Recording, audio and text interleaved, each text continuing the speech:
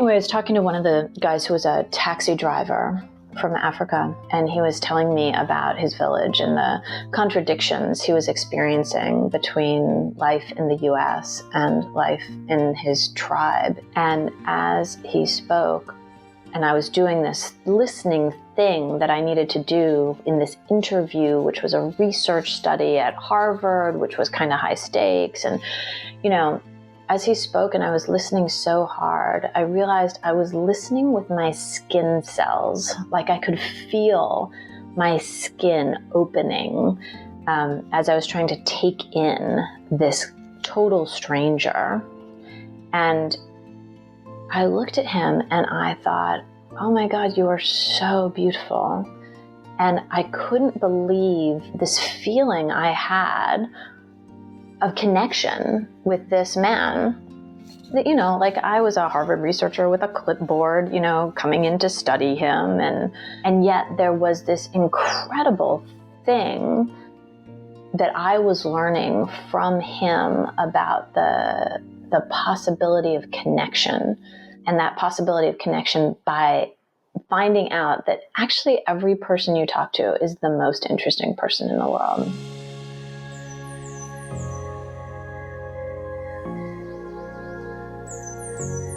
Deep listening, impact beyond words.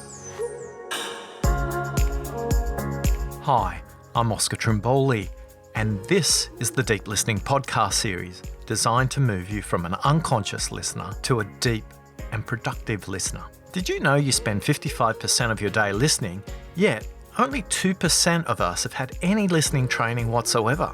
Frustration, misunderstanding, wasted time and opportunity, along with creating poor relationships, are just some of the costs of not listening. Each episode of the series is designed to provide you with practical, actionable, and impactful tips to move you through the 5 levels of listening. So I invite you to visit oscartrimboli.com/Facebook to learn about the 5 levels of listening and how others are making an impact beyond words.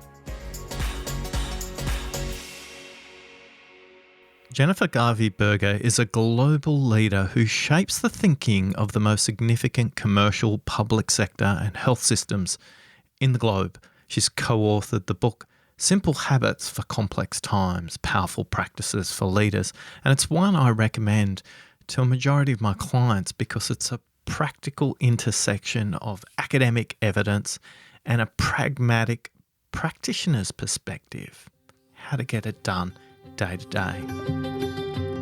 Jennifer takes us through a masterclass in how to listen at level 5, listening for the meaning. Jennifer explains how to shape conversations like water simply by listening. Take note of how she explains that people are in different places as it relates to their listening on their journey of adult development. She explains how this listening capacity is accelerated by where you are in adult development theory, and also how people listen differently depending where they are in the adult development journey. Let's listen to Jennifer.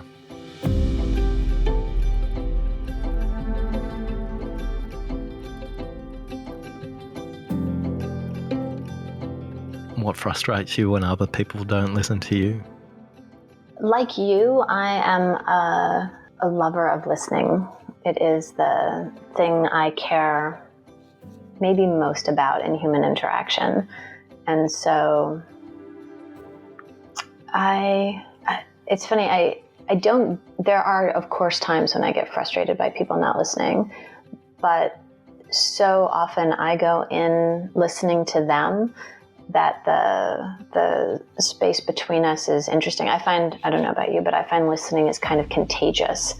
And if you listen well to someone, they get more curious about you. I mean, they love to talk about themselves, but they also get more curious about you. And eventually the tide turns and they start to listen.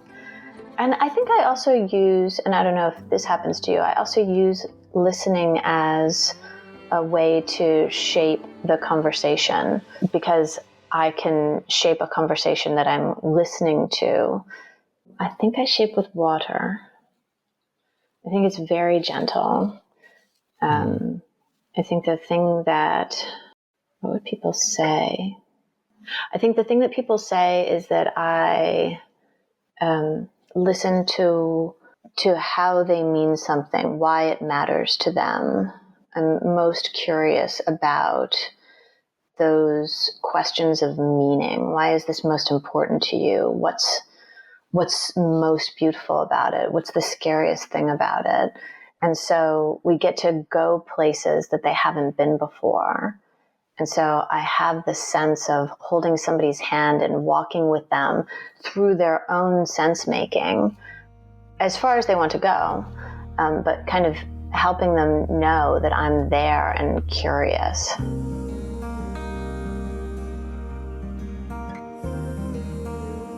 I started listening well, I think, in graduate school when I was studying with Bob Keegan, and I learned to do this thing called the subject-object interview, which sounds very formal and boring, but it's super, super interesting. It just seeks to understand not the content of what somebody's talking about, but the sort of structure of the world that gives rise to their conversation. And so you can really explore the shape of a person's meaning. Whatever they're talking about, you can kind of get underneath that and say, okay, so this is the stuff you're talking about, but the person who's talking lives in a world with particular beliefs and assumptions and ways of making sense of the world. That's what I'm curious about. And we were doing this study. I was learning to do this thing. It's really hard to learn to do, and I was struggling, like in all our practice sessions. And I was in this study and went to do my interviews, and I ended up talking to this guy who was an immigrant. This was a study of people who were getting their high school equivalencies as adults. Many of them were blue-collar workers, factory shop floor workers, and many of them were immigrants. Some of the immigrants, by the way, had well-advanced degrees in their countries that weren't recognized by the United States where I was studying. But anyway, I was talking to one of the guys who was a taxi driver from Africa, and he was telling me about his village and the contradictions he was experiencing between life in the US and life in his tribe in Africa. And as he spoke, and I was doing this listening thing that I needed to do in this interview, which was a research study at Harvard, which was kind of high stakes. And, you know, as he spoke and I was listening so hard, I realized I was listening with my skin cells. Like I could feel my skin opening as I was trying to take in this total stranger. And I looked at him and I thought, oh my God, you are so beautiful. And I couldn't believe this feeling I had of connection with this man. That, you know, like I was a Harvard researcher with a clipboard, you know, coming in to study him. And yet there was this incredible thing that I was learning from him about the possibility of connection, and that possibility of connection by finding out that actually every person you talk to is the most interesting person in the world. I'm most fascinated by what he was giving you back that kind of changed your perspective there.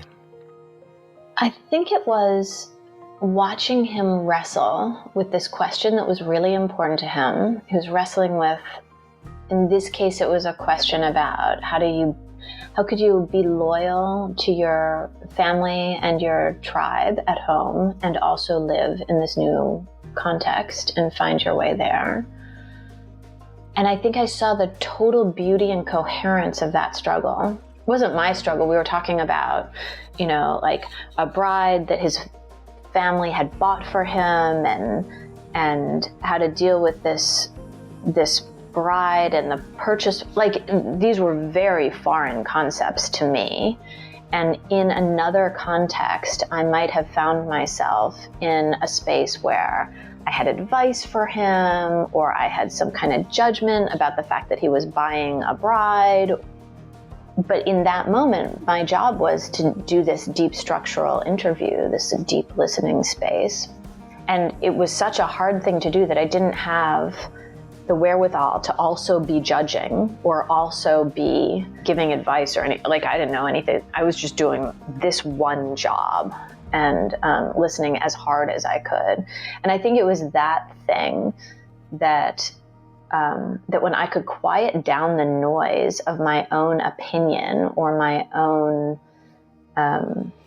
desire to help him or fix him in some way, if I could quiet that down and just be super curious about, okay, what is this dilemma like from inside your mind?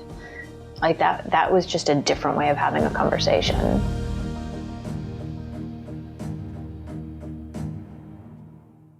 It comes to what we were talking about earlier, is that to be a deep listener, your role is to help the other person hear themselves, not necessarily for you to understand what they're saying.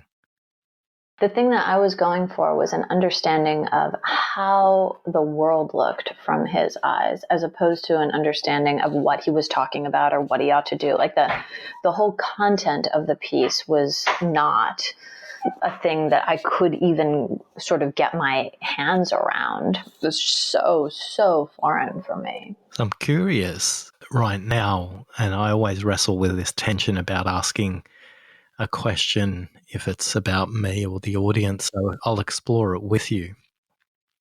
The question I want to ask that I think the audience would like to know is, you talked earlier about this subject-object approach, and our audience is always looking for practical tips and tricks as well as great stories, which this is a beautiful example of one. I'd like to invite you to explore talking us through the subject-object framework that helped to create this breakthrough for you. Yeah, I do think it helped create the breakthrough for me. I've gone on to teach coaches and leaders. Like you, I teach listening. And like you, I have layers of listening. Mine are not as sophisticated as yours. I think that the question the subject-object interview asks is, what can this person see? And what is this person not seeing? Sort of this question about subject and object. What can you hold as an object in your hands and turn it over and look at it? And what are you subject to? What is like the lens you're looking through that just seems so obvious and true to you that you can't imagine that you could hold it out and look at it? You're just being it. And asking that kind of core question, what can I see? What can I look at? And what am I being? What do I look through?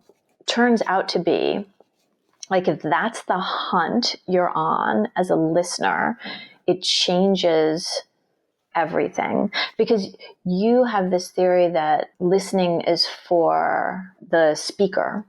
I have this theory that listening is this very co-constructed space, and that the speaker gets enormous good out of it, but that the listener also is transformed by it. And so the space for me is about, what's the hunt that I can be on as a listener that enables me to be guided by the person I'm with, but also to be looking for something. You were talking earlier about how easy it is to be distracted. If I'm actually hunting for this subject-object question, it's much harder for me to be distracted because I have a thing to look for. And so it's not kind of I'll go wherever they follow. It is a shaping of that conversation, but it's a shaping that brings us deeper and deeper. It's why you asked me, how do I shape? And I said water. It's like a river that carves a canyon over time. It brings us on the path that the person is taking, but deeper than they thought they could go. Deep listening is about impact beyond words, to create the impact that Jennifer has created and continues to create.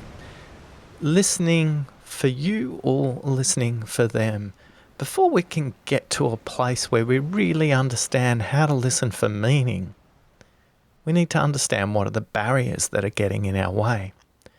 If you want to understand some of your listening biases or barriers, visit listeningquiz.com. That's listeningquiz.com, and take the simple 7-minute quiz, which will create a unique report with 3 tailored actions to help you move from a distracted listener to a deep and impactful listener.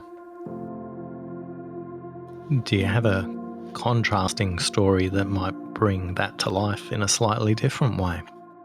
One of the people I learn the most about listening from is my kids. I will find myself, even though I listen, I think, very well, and it is one of my passions, and I teach it. And if I had a magic wand and could change one thing about the world, I think, like you, it would be the quality of the listening that people bring to relationships. I think it could change everything. So I believe all those things. And yet with my kids, sometimes I'm just trying to fix them, right? Like they just say stuff, and I find myself going into, okay, what do I need to do to fix this thing? Or what do I need to do to convince them that this isn't an issue, right? And so I'll find I was doing work where I was helping leaders understand the levels of listening I work with, which are quite simple. And they're intentional. They're about our intention. Are you listening to win?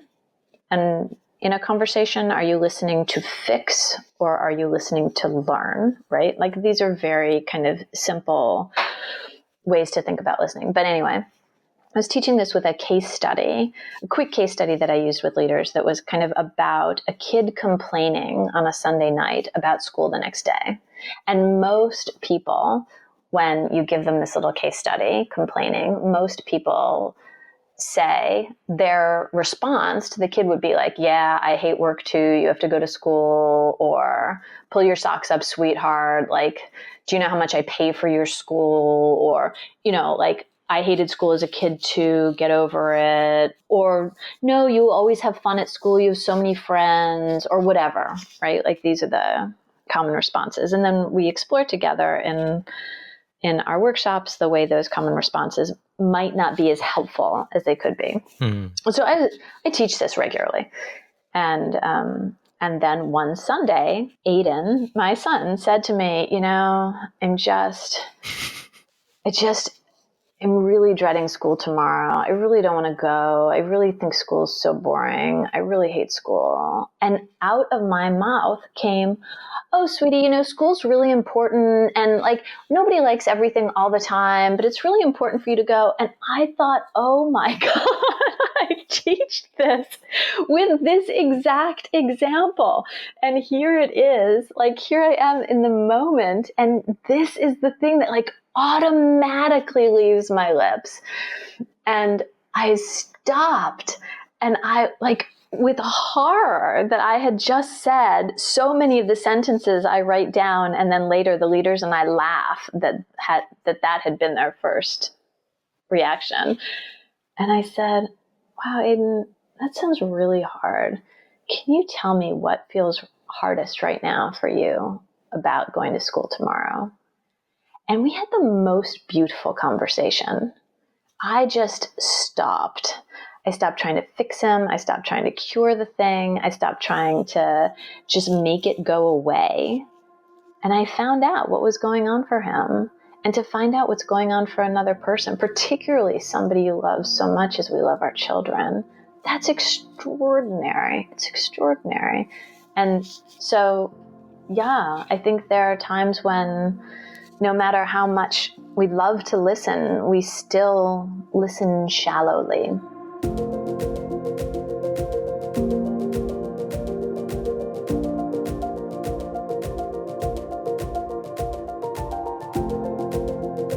I'm curious how much shaping was happening in that conversation. I think the thing that listening to someone's meaning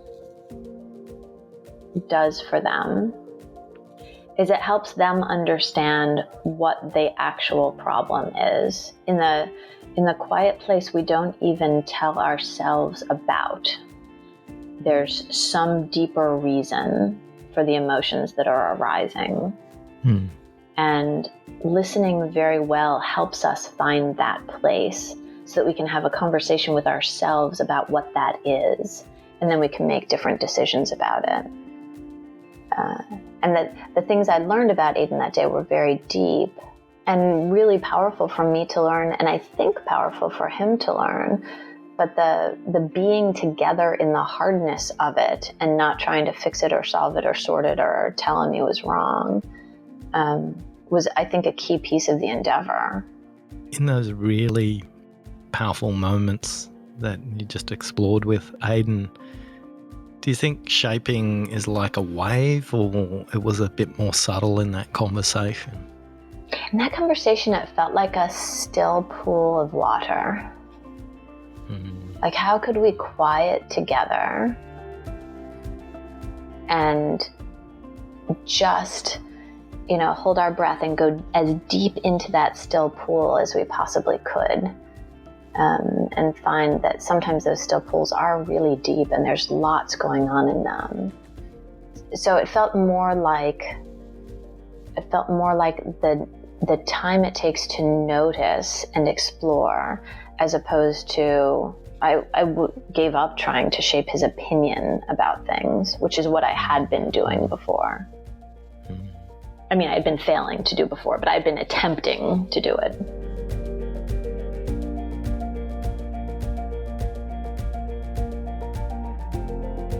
So did he go to school? I don't even remember. Oh, there's so much beauty in that whole story. What do you think the cost would have been if you didn't take that extra moment to listen to learn with him? I think I would have known him less well. And I do think that the more that you know someone, I think probably anyone, the more you can deeply relate to them and the more you can love that person. And so whether we're talking about a work colleague or a kid or a partner or whatever, I believe that one of the things humans do best, and one of the things that is the best about us, is our capacity to love and to be loved. And listening, I think, amplifies that capacity in both directions.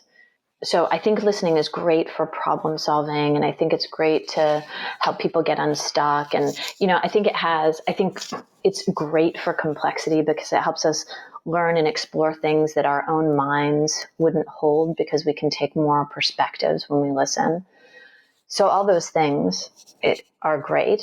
But at the deepest level, I think it helps us love and be loved. And I think that that's really, more than anything, what makes life on this planet meaningful.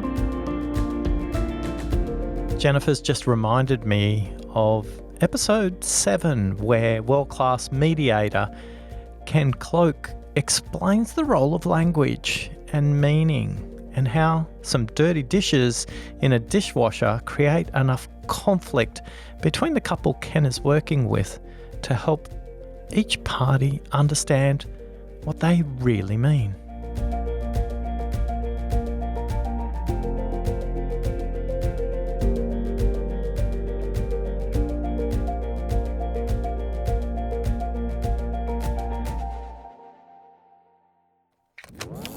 The couple comes to see me and we spend a couple of hours together, and it's very useful. And they walk away and they feel good about the conversation we just had. So they come back a week later and I say to them, how has it been this last week? And he says, great. And she says, awful. Well, awful trumps great. So you can't say what was great about it. You have to go instead and say, okay, what was awful? And she says, well, just this morning, as we're leaving the house, he left his dirty dish in the sink. And he rolls his eyes and has a huge sigh and says, I can't believe you're bringing that up. And she said, well, that's just like you, to pay no attention to what I want and to the things that I object to. And now they're off and running. So the argument goes on and on.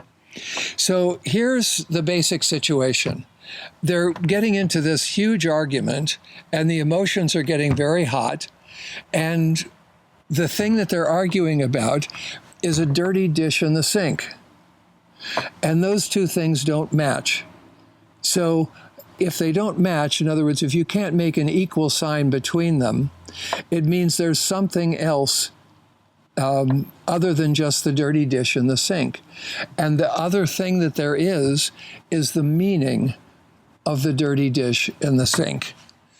So I say to her, after they've argued a little bit, what did it mean to you that he left his dirty dish in the sink?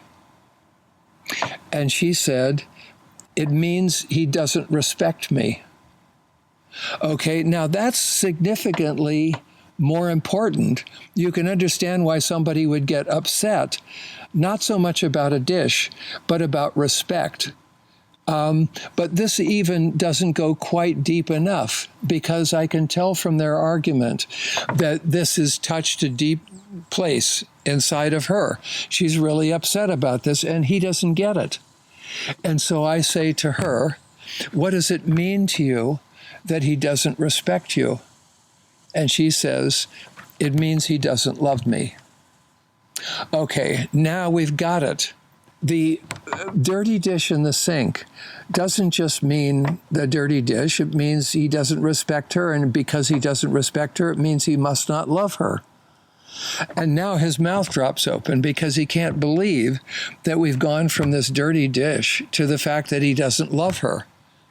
And so he's kind of stunned. And so I turn to him and I say, is that right? Is she right? Do you not love her?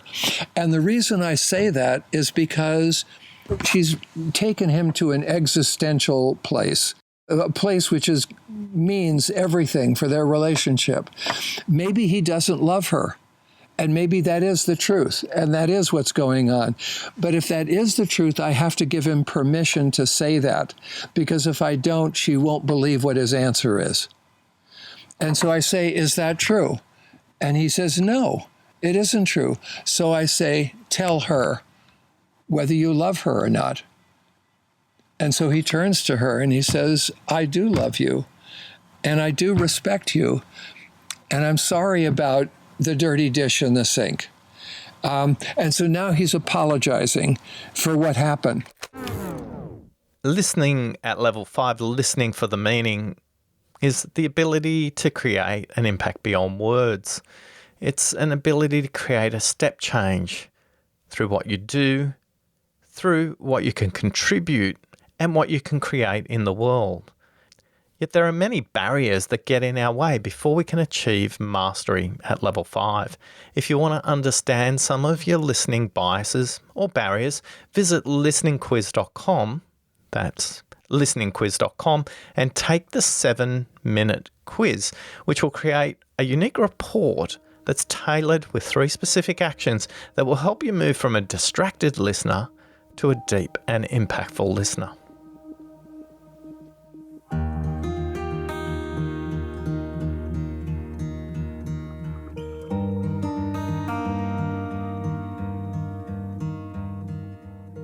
Jennifer, as somebody who consults to significant global corporations, to significant government departments, to policymakers, to organisations that influence the healthcare outcomes of nations, what do you think the cost of not listening is when we look at it through the lens of an organisation and a system? Oh, I think the cost of not listening is just dramatic. Oh my goodness. I was teaching a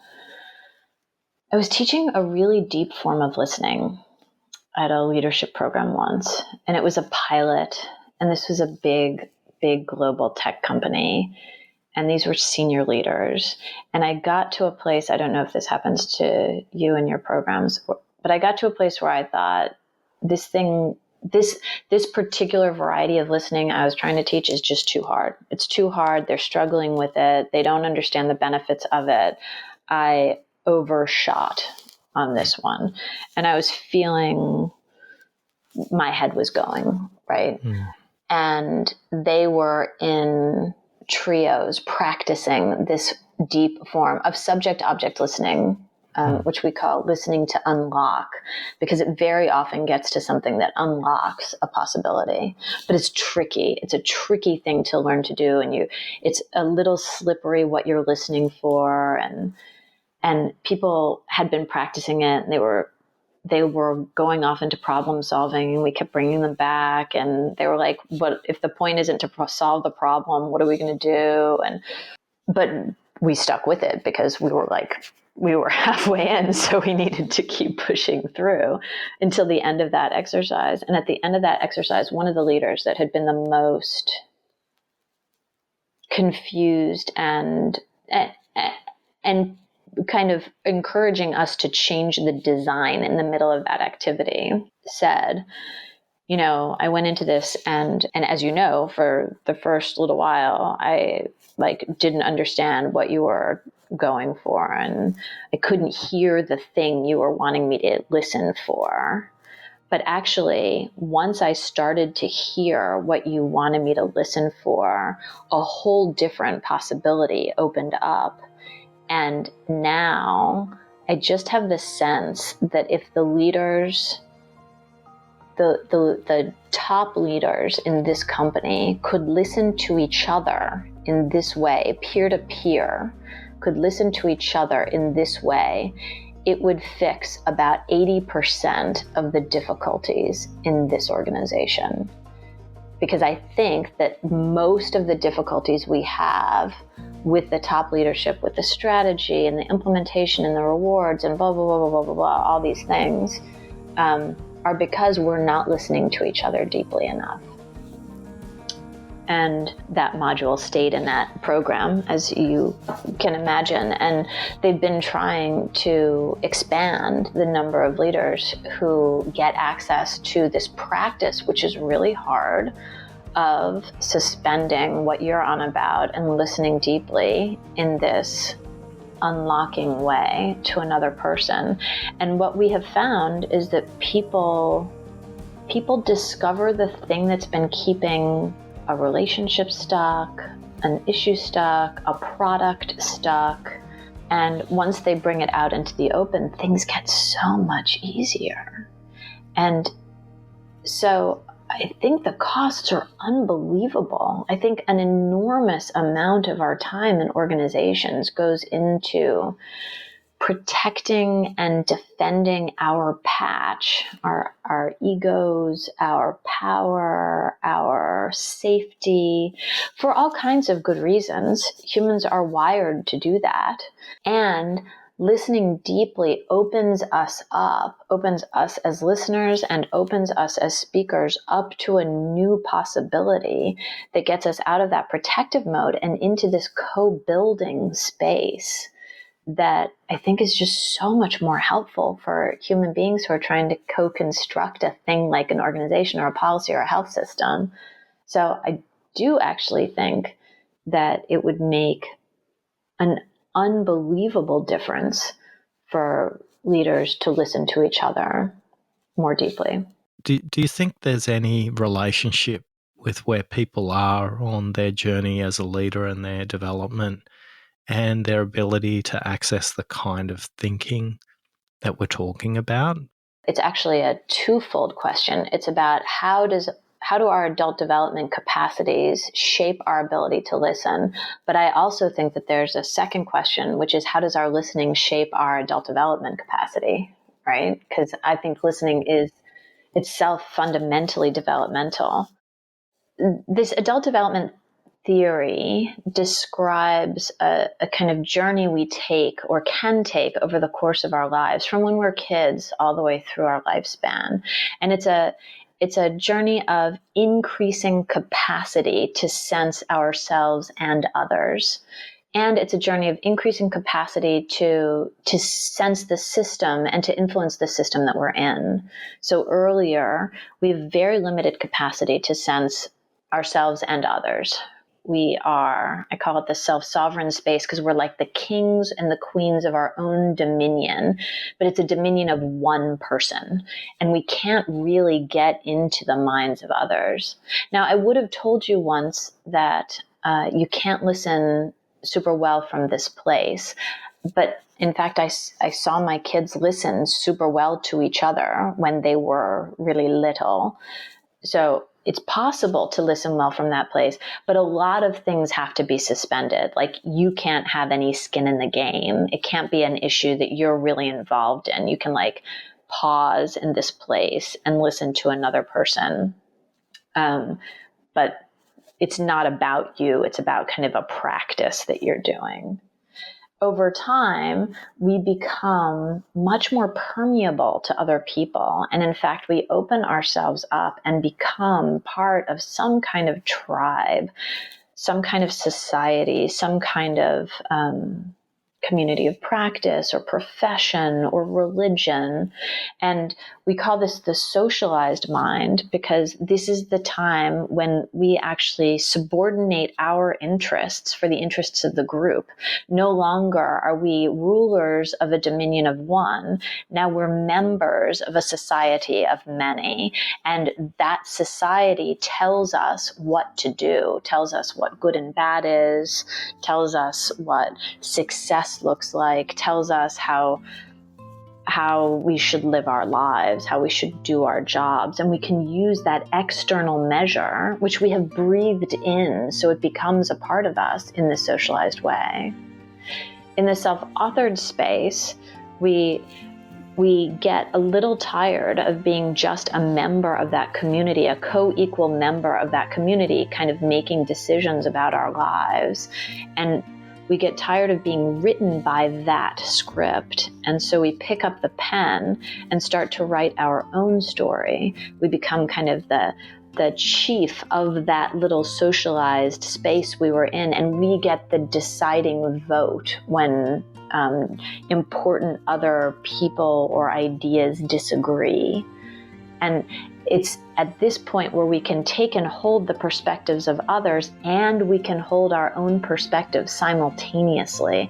And it's there that the capacity for deeper listening really starts to flower, because I don't need to not believe what I believed before. A lot of people confuse listening with agreement. I can't really listen to her because if I listened really hard to her, then she would think I agreed with her crazy ideas. Listening is not the same as agreement, but it's harder to know that earlier in our developmental journey, when by listening to somebody else, I might lose myself.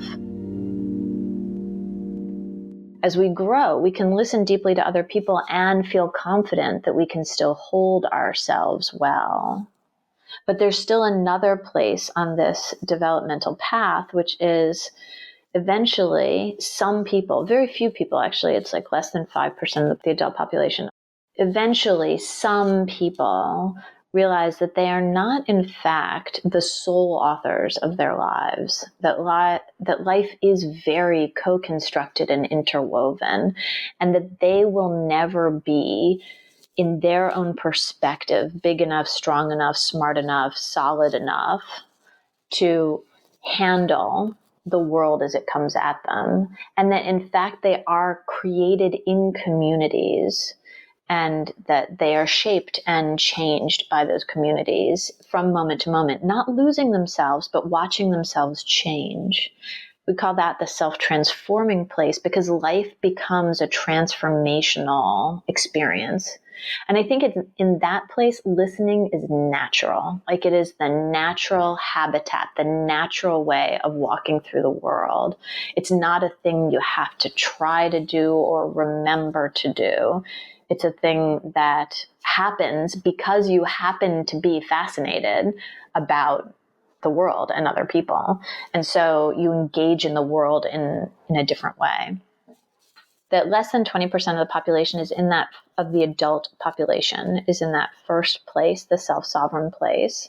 You get something like 30, 40% who are in that socialized space or just crossing, just leaving it.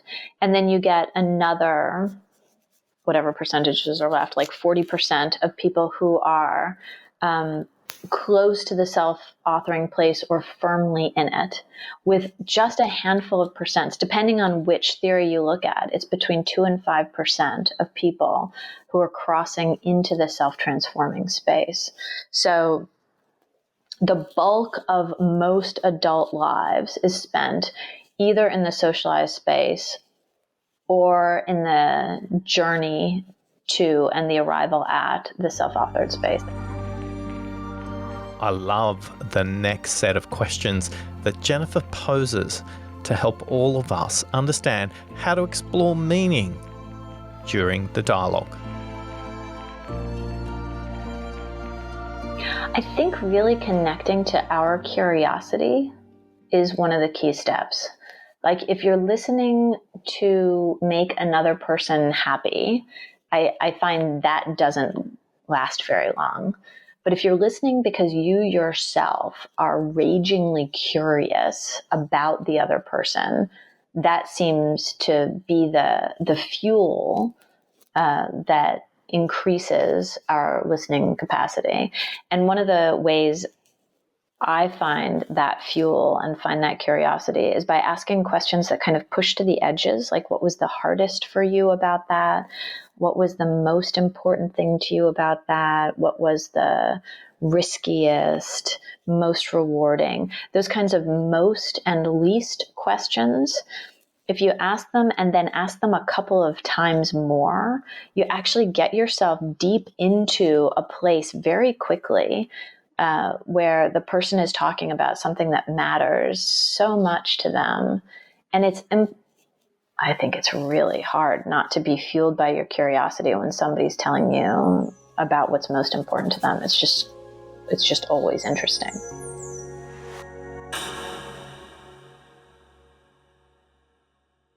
Level 5, listening for the meaning. It's kind of like a marathon. Only about 2% of the population will ever get there, but it doesn't stop any of us from putting on our shoes and going for a run to make some small, incremental improvements.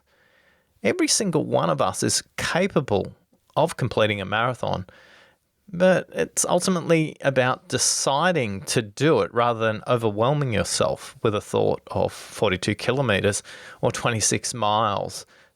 Lacing on your shoes and building some listening muscles, helping you to listen beyond the words, is all about the small steps. And a really small step I've got for you to help you improve is understand what gets in your way. What are your listening barriers? What are your listening biases? If you visit listeningquiz.com, that's listeningquiz.com, and take the 7-minute listening quiz, you'll get a unique report with 3 tailored actions to help you move from a distracted listener to a deep and impactful listener. Don't take my word for it. Let's hear from Penny, who recently completed the quiz, and let's see what she noticed. Wow, this quiz is like magic. It takes just a few minutes, but the results make it feel like Oscar's been listening to me for a lifetime. It's hard to believe how accurately this quiz highlights the seemingly small things that I do that get in the way of me being a better listener. And already I'm starting to notice when my listening villains begin to creep into my work conversations, and I can now recognise when I'm not listening as well or as deep as I could be. Thanks, Oscar. Whether it's listening to our children, our partner, or in our professional relationships, Jennifer's explained through her amazing capacity as a teacher to help people to notice what they are listening to and how they are listening to the world through themselves. I think the way Jennifer teaches how to listen is completely life-changing. For me, she's created some permanent changes in the way I think about listening, and this is what I took away from the discussion today that I applied immediately. The wonderful phrase, what was hardest for you? Asking, how can the speaker distinguish between what they are speaking about and who they are? And finally, the third point that's changed the way I think about this, Are we discussing the object of the conversation or the subject of the dialogue? For me, it's interpreting, is it about the content that they're speaking about, or is it about their reaction to the content they're sharing with me? My listening has definitely been changed permanently, and I love the way Jennifer's been able to shape my conversation with her like water through the Grand Canyon. Thanks for listening.